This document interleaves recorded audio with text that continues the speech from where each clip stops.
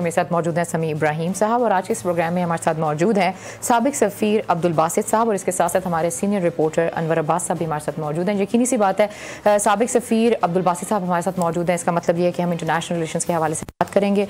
जी समी साहब, over to you. Thank you very much Alina. बिल्कुल आपने सही कहा, बासित साहब की मौजूदगी से हम फ़ायदा उठाएंगे। बहुत उनका शुक्रिया कि उन्होंने अपने कीमती वक्त से थोड़ा सा आज वक्त निकाला, क्योंकि जो इश्यूज़ हैं जिन पर हम बात करना चाहते हैं मैं सिर्फ थोड़ा सा वो नाज़रीन के साथ शेयर कर देता हूँ। एक तो जो बड़ा सोशल मीडिया पर भी शोर है, नेशनल मीडिया ने तो इस बात को इतना ज़्यादा नहीं उठाया कि जो कॉन्फ्रेंस हो रही है क्लाइमेट पे, जो वर्चुअल कॉन्फ्रेंस थी, उसमें प्राइम मिनिस्टर इमरान खान को नई दावत दी गई। 40 ममालिक को दावत दी है अमेरिकी सदर जो बाइडन ने, और उसमें पाकिस्तान शामिल नहीं है।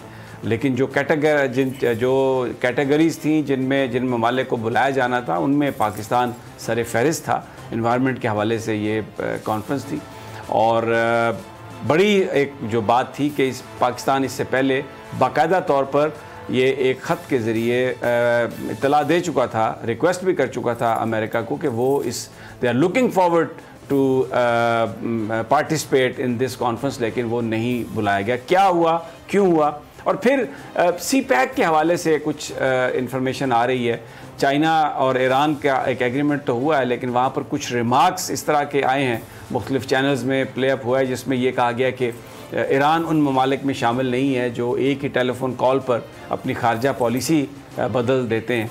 तो ये क्यों कहा गया? चाहे किसी ईरानियन डिप्लोमेट ने कहा, कहलवाया गया, 2-3 दिन हो गए हैं इस बात पे, और चाइनीज़ बिल्कुल खामोश है। और वैसे जिन लोगों से हमारी बात होती है वो कहते हैं कि सी पैक जो है बिल्कुल जो अगर हम देखें तो वो जो जिस तरीके से जिस तेज़ी से वो चल रहा था वो अब वैसे नहीं चल रहा, और बिल्कुल एक मामला जो हैं वो एक लल की सी सूरत हाल है। और अगर नज़र दौड़ाएं तो पिछले बहुत सारे अरसे से कोई डेलीगेशंस की एक्सचेंज भी नहीं हुई। अगर कोविड की वजह थी तो वर्चुअल या वीडियो लिंक के ज़रिए एक्सचेंजेस हो सकती थी, वो भी चीज़ें रुकी हुई हैं। तो ये सब मामला क्या है, हमारी खारजा पॉलिसी किस तरफ जा रही है? आज ख़त तो भेजा है प्राइम मिनिस्टर इमरान खान ने सऊदी अरब के बादशाह को और वली अहद को, और उनकी तारीफ़ की है इन्वायरमेंट के हवाले से जो वो कर रहे हैं, जो ट्रीज़ लगा रहे हैं, जो ग्रीन सऊदी अरेबिया की बात है। तो ये सब हमें कहाँ लेके जा रहा है? और फिर क्योंकि आप बिलखसूस वहाँ पर इंडिया में रहे और बड़ा वो ऐसा टाइम था जिसमें बहुत कुछ हुआ। उनकी बुक भी आ चुकी है मार्केट में और उसमें भी उन्होंने बहुत सारी चीज़ों का जिक्र किया है। तो वो सारे जो मामला हैं उन पर भी हम बात करेंगे। तो बासित साहब, बहुत बहुत शुक्रिया आपने ज्वाइन किया। बहुत बिस्मिल्लाहिर्रहमानिर्रहीम। सभी इब्राहिम साहब, बहुत शुक्रिया कि आपने मुझे इस काबिल समझा कि मैं आपके प्रोग्राम में शिरकत कर सकूं। बहुत नवाजिश। नहीं, आप माशाल्लाह बड़े जी, हम आपकी मौजूदगी का फ़ायदा उठाएंगे। ये बताइए सबसे पहले तो कि ये जो क्लाइमेट कॉन्फ्रेंस थी, इसमें पाकिस्तान को न बुलाना, जबकि 5th पॉपुलस कंट्री है, और फिर इस एनवायरनमेंट के हवाले से जो मौजूदा हुकूमत है उनके बहुत सारे प्रोजेक्ट्स भी हैं क्लीन करने के लिए। पाकिस्तान को बिलियन ट्री का भी मंसूबा था और भी दूसरे मंसूबे थे, पाकिस्तान रिक्वेस्ट भी कर चुका था। तो ये क्यों नहीं बुलाया? जो जिस तरह से लोग इसको कैटेगराइज कर रहे हैं कि क्या वाकई ये स्नब है, एक डिप्लोमेटिक स्नब? बिल्कुल आप दुरुस्त फरमा रहे हैं। और ख़ास तौर पे वज़ीर-ए-आज़म इमरान खान का तो क्लाइमेट चेंज पे बड़ा एम्फेसिस रहा है, और बिलियन ट्री उनकी प्लांटेशन, और काफ़ी हम देखते रहे हैं कि UNGA में भी जब उन्होंने खिताब किया 27 सितंबर, वहाँ भी उन्होंने क्लाइमेट चेंज की बात की। तो और फिर हमारा एक बड़ा इम्पॉर्टेंट रोल भी है। सारे जो ग्लेशियर्स हैं हमारे हिमालयाज़ में, इस तरफ आप आ जाइए तो वो भी पिघल रहे हैं। वाटर क्राइसिस है पाकिस्तान में। गो कि हम ग्रीन गैस एमिशंस में हमारा कोई ख़ास रोल नहीं है, हम तबाही नहीं मचा रहे, लेकिन हम कोशिश पूरी कर रहे हैं कि उस तबाही को रोकें।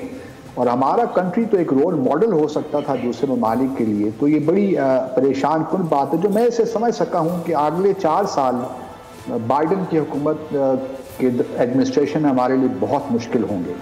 और उसकी 2-3 वजूहात हैं। एक तो अफ़गानिस्तान के साथ मामलात हैं, दूसरा भारत के साथ हमारे ताल्लुकात की नोयत और कश्मीर का इशू है, और चौथा मैं समझता हूँ कि जो US के अंदर डिसीशन मेकिंग है, ख़ास तौर पे वाइट हाउस में, और स्टेट डिपार्टमेंट तो ट्रेडिशनली पाकिस्तान के ख़िलाफ़ रहा है। और वाइट हाउस में इस वक्त जो टीम है उसमें आप सब जानते हैं कि इंडियन अमेरिकन बहुत हैं।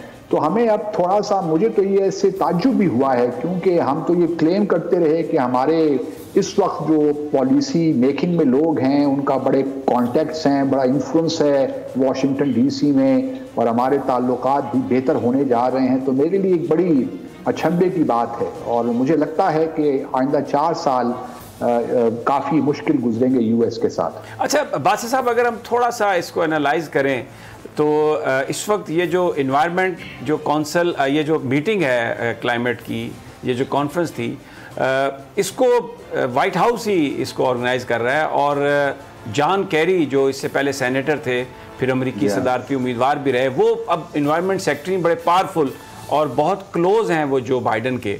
तो थोड़ा सा अगर हम पीछे चलें तो 2009 में जो कैरी लूगर बिल आया था उसके वो ऑथर थे, बाइडन भी उसमें शामिल थे, और बहुत ज़्यादा पाकिस्तान के साथ उनके करीबी ताल्लुकात समझे जाते थे। बाइडन को और कैरी को, कैरी लूगर, इनको सेनेटर कैरी को पाकिस्तान का दोस्त समझा जाता था। लेकिन अब वो जो जिन्होंने कैरी लूगर बिल दिया और पाकिस्तान के लिए इतनी एक बड़ा पैकेज था $7.5 बिलियन का, अब वही साहब वहाँ पर क्लाइमेट कॉन्फ्रेंस में दरखास्त के बावजूद पाकिस्तान को बुला ही नहीं रहे।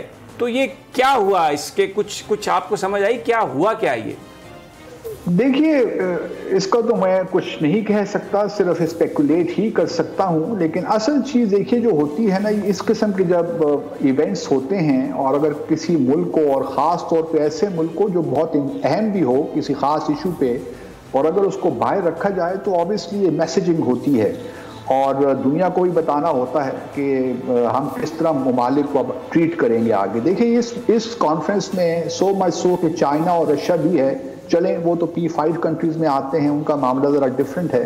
लेकिन मैं समझता हूँ कि ये हम पे एक प्रेशर बिल्ड करने की कोशिश हो रही है, और ये बिल्कुल अब तय कर लिया है बाइडन एडमिनिस्ट्रेशन ने कि हम पे अफगानिस्तान पे प्रेशर आप देखेंगे अगले महीनों में आएगा, क्योंकि जो 29 फरवरी का रिकॉर्ड था 2020 का, वो अनरेबल होते हुए नज़र आ रहा है, और लगता यही है कि उसमें जो अफगान रिकन्सिलिएशन है उसमें कोई ख़ास कामयाबी नहीं होगी, और नेटो फोर्सेस बहरहाल 1 मई के बाद भी अफगानिस्तान में लगता है कि रहेंगी। उसके बाद अगर आप देखिए तो भारत पे भी हम पे प्रेशर डाल रहे हैं कि अब आप कश्मीर को थोड़ा सा ज़रा बैक बर्नर पे रखिए, और आप इंडिया से मामला ठीक कीजिए। सारी कोशिश ये है कि हमें चाइना से भी थोड़ा दूर किया जाए, क्योंकि आप देखते हैं कि यूएस ने भी एक BRI के काउंटर करने के लिए बाइडन साहब ने प्राइम मिनिस्टर बोरिस जॉनसन को भी कल परसों फोन कर कहा है कि हमें एक काउंटर प्रोजेक्ट लाना चाहिए BRI की तर्ज के तौर पे, ताकि हम भी दुनिया की इंफ्रास्ट्रक्चर डेवलपमेंट के हवाले से मदद करें। लेकिन वो मुमकिन नहीं है उनके लिए, क्योंकि उनके पास इतना पैसा ही नहीं है कि वो दुनिया पे इस तरह खर्च कर सकें। तो अभी मुझे लगता है कि यूएस के साथ हमारे ताल्लुकात में कुछ मजीद कॉम्प्लिकेशन अगले 4 सालों में होंगी।